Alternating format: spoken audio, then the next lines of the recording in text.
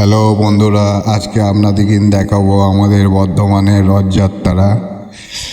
আজকে বর্ধমানে ছিল আমাদের উল্টো রথ। তো দেখুন কত ভিড়, আর অনেক মানুষই বেরিয়েছিল উল্টো রথে। সবাই আনন্দ করছিল, খুব ভালো লাগছিল আমাদের দেখতে। তো আমরা দেখছিলাম।